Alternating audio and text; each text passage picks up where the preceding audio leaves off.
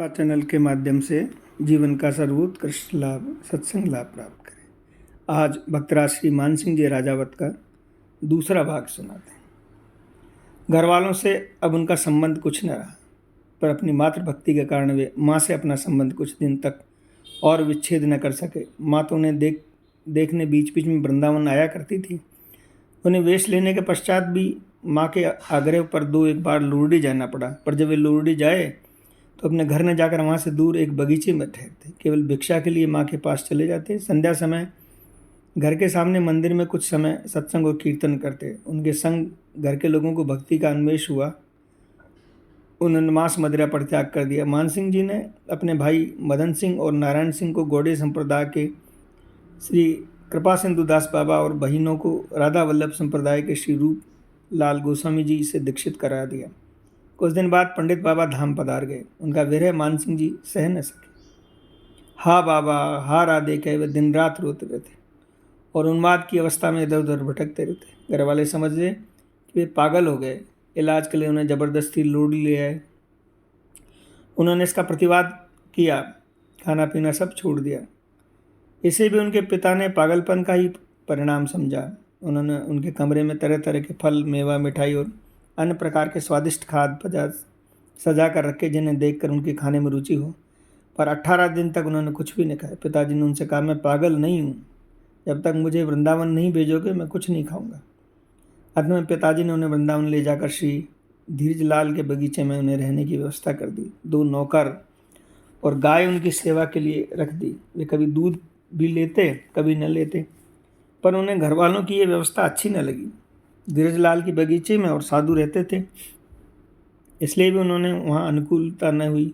उन्हें एकांत प्रिय था। वे हरगुलाल के बगीचे में जाकर रहने लगे, पर गाय और नौकरों ने वहाँ भी उनका पीछा किया। उन्होंने गाय का दूध लेना बंद कर दिया। वे क्षेत्र से 2 रोटियाँ मांग लाते और उन्हें खाकर रह जाते।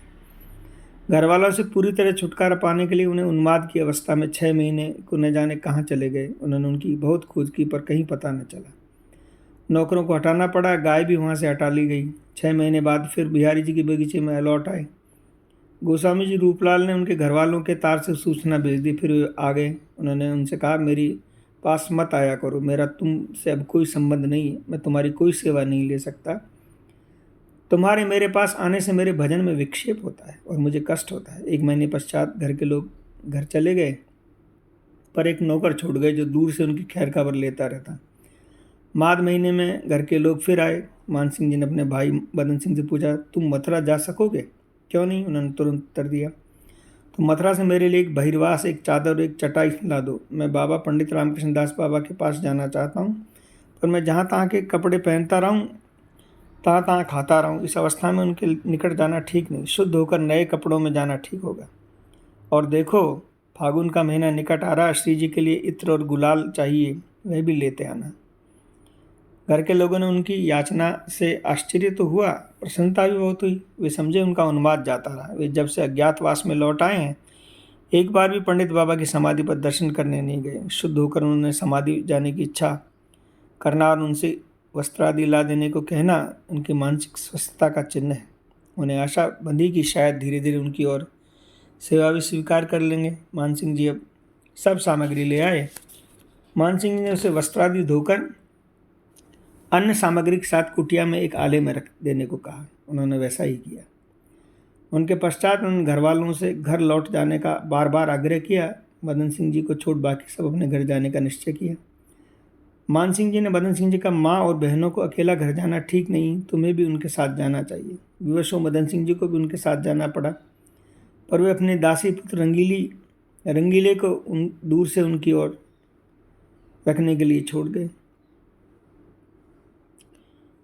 उनके जाने के 2 दिन बाद मान सिंह जी ने प्रातः श्री राधा वल्लभ जी के दर्शन किए। किसी ने एक कुल्हड़ में दही लिया।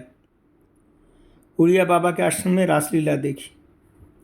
दावानल कुंड में स्नान, दही पिया और बिहारी जी के बगीचे में लौट आए। उसी समय रंगीला किसी बहाने वहाँ आया। उससे उन्होंने पूछा, तू भागवत निवास जानता है? जानता तो नहीं, पूछता हुआ चला जाऊँगा। उसने उत्तर दिया, तो वहाँ चला जा, कृपा सिंधु बाबा से कहना भगत जी बाबा के दर्शन करेंगे। वे उनका प्रसाद ग्रहण कर और उनकी प्रसादी कंठी पहनकर आना चाहते हैं। दोनों वस्तुएं देने की कृपा करें।